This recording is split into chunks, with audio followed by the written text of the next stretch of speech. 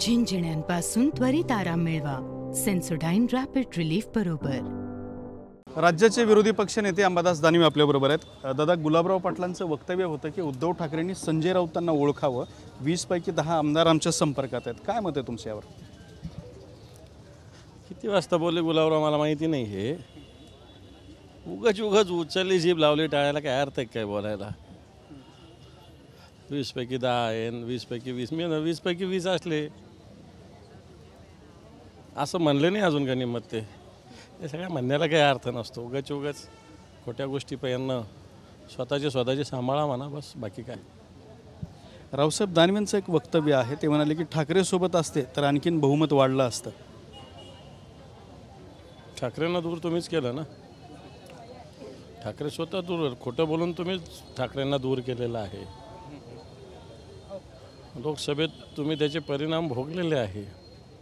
ठीक आहे, आता EVM वगैरे मॅनेज करून तुम्ही विधानसभा जिंकली असेल, पण जनमत काही तुमच्या बाजूनं नव्हतंच.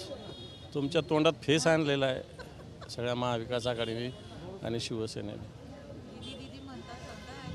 लाडकी बहीण योजना जी आहे त्यात लाडक्या बहिणींना धक्का मिळताना पाहायला मिळतोय. ज्यांचं उत्पन्न 2.5 लाखापेक्षा जास्त आहे त्या सगळ्या लाडक्या बहिणींना या योजनेतून बाद केलं जाणार आहे. आणि जे 2100 रुपयाची घोषणा केली होती ते सुद्धा 2100 रुपये भाऊबीजेपासून मिळणार आहेत. असं नाही, त्यांनी सरकार आल्या घोषणा केलेली आहे. मी तर म्हणाले 2100ने काही होणार नाही, 3000 केले पाहिजे. एकही नाव गळालेलं नाही पाहिजे, एकही नाव कड झालं नाही पाहिजे. कारण तुम्हीच अटी शर्ती सगळ्या काय कोणाला द्यायचं ठरवलेलं होतं आणि त्याच्यातलं एकही लाडकी बहिणीचं नाव कमी होऊ देणार नाही. ती जबाबदारी आम्ही विरोधी पक्ष म्हणून नक्की निभावू. दुसरा मुद्दा की सोशल मीडियावरती व्हायरल झालेल्या व्हिडिओवर आयोगाचं स्पष्टीकरण आलं आहे की व्हिडिओत केलेला दावा खोटा आणि निराधार आहे. EVMची छेडछाड होऊ शकत नाही असं निवडणूक आयोगाचं म्हणणं आहे. निवडणूक आयोगच एकटं खरं बोलतं, बाकीची जनता खोटं बोलते. मोठे इंजिनियर्स खोटं बोलतात. मोठे याच्यातले एक्सपर्ट सांगतात. भारतीय जनता पार्टीच्याच काही लोकांनी मागच्या काळात असं प्रात्यक्षिक दाखवलं होतं की EVM कसं हॅक होऊ शकतं. आम्हाला दाखवलं होतं, सेनाभवनात येऊन दाखवलं होतं. आणि मग फक्त निवडणूक आयोगच खरं बोलतो आणि बाकीचे लोक खोटं बोलतात असं म्हणता येईल का? एवढे पुरावे आहेत. EVMवर छेडछाड होत नाही. मग EVMची बॅटरी कशी 99% राहते.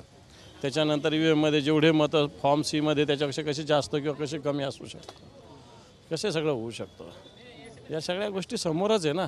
तेव्हा निवडणूक आयोग काही बोलेल. निवडणूक आयोगात तर भारतीय जनता पार्टीचे बट्टी झाले. त्यांच्या घरी पाणी भरणारं एक शिपाई टाईप निवडणूक आयोग झालेला आहे. निलेश लंकेने गौप्यस्फोट केलेला आहे की एका रात्रीत सत्तेत येऊन मांडीला मांडी लावून आम्हीही बसू शकतो. 1 महिन्याच्या कालावधीत गुड न्यूज मिळणार. मला नाही माहिती काय न्यूज असेल त्यांची, मला त्याची काही माहिती नाही. सरकार स्थापन होत नाही, अजूनही एकनाथ शिंदे गृहमंत्री पदासाठी इच्छुक असल्याचं सांगितलं जातं. ते पण शेवटी मुख्यमंत्री जे ठरवेल ते होत असतो. कोणी काय इच्छा व्यक्त करणं जसं आपला अधिकार आहे तसं ते कोणाला करणं न करणं हा मुख्यमंत्र्याचा अधिकार असतो.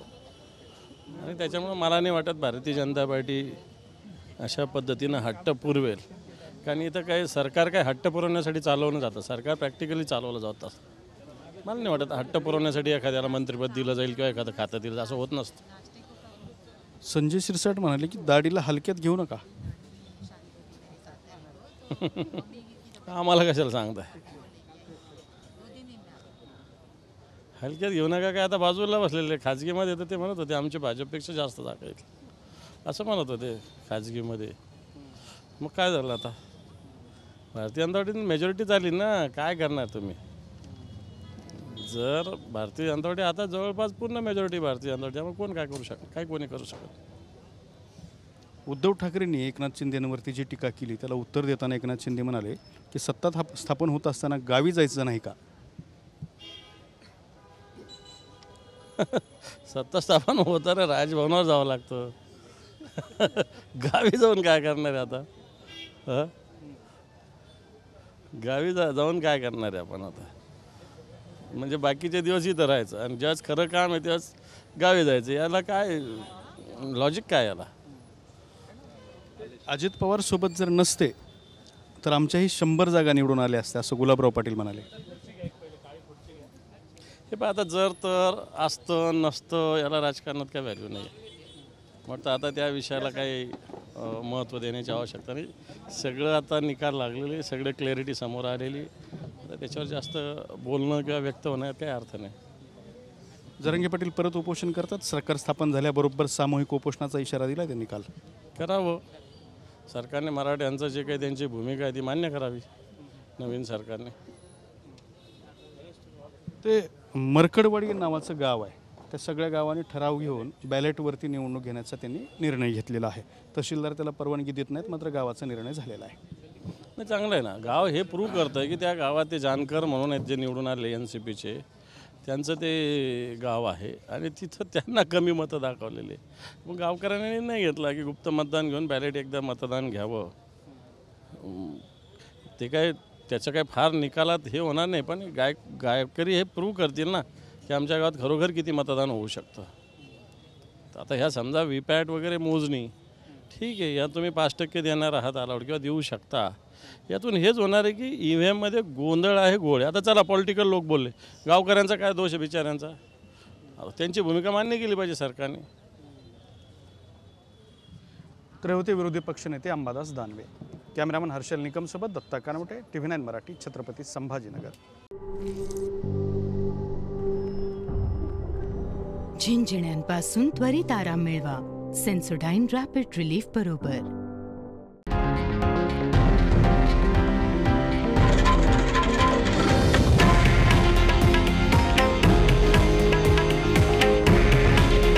हे आहे देशातील नंबर 1 न्यूज नेटवर्क आणि आपण पाहत आहात TV9 मराठी. काळजी तुमची, हित महाराष्ट्राचं.